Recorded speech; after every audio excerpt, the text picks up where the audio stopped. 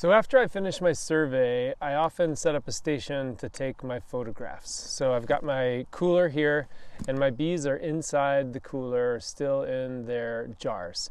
And one of the things I want to do before I actually start taking the bees out is make sure that I have the settings on my camera correct so that it's good for the lighting, and I'm going to get the photos that I need while the bees are warming up. Because as soon as I take a bee out of the cooler and take her out of the jar, she's going to start warming up and start moving. And so I don't want to be adjusting my camera settings while she's getting ready to fly away. So instead of using my cell phone camera in this case, I have a dedicated camera that has a macro setting. This particular camera is an Olympus Tough TG5. And the reason I like this camera in particular is it has a really good macro function that allows me to get around an inch from a bee.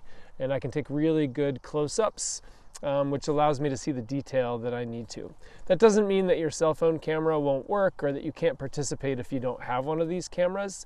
A cell phone camera can work just fine. You just have to be really careful about using the tap focus and adjusting the white balance sometimes to get the photos so they're in the right focus and that I have the right level of detail that I can see.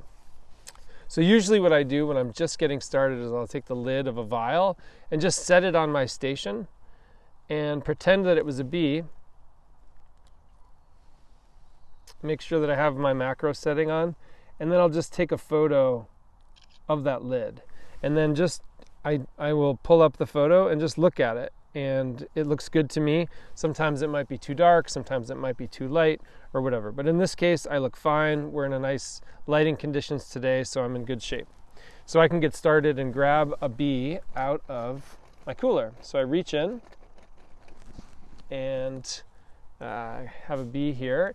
And I know she's ready to process if I can just sort of gently shake the jar, and she's moving around freely. That means she's not gonna warm up real quickly and fly away on me. So I can take, again, I have my numbered lid of my jar, and I'm gonna set that right on my station. And then that first photo that I'm gonna take can include the number on the top of the lid. And then I'll know when I'm looking at my photos later that this was B4, and I'll know to go back and get that photo of the right plant that this bee was on. And now I want to get these right photos. So the first photo I like to get is I roll the bee over on her back, and I want to get that picture of her face and cheek length. Whoops. She rolled a little bit there on me.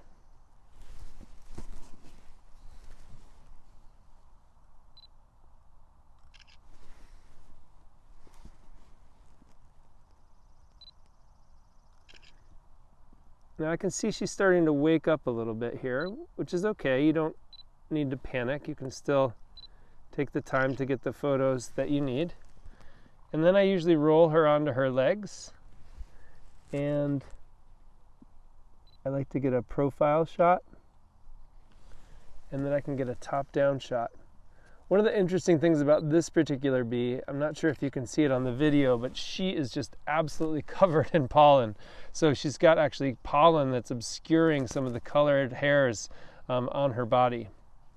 So I do want to make sure to get enough photos so that later when I'm submitting them, I can get photos that show the characteristics that are needed.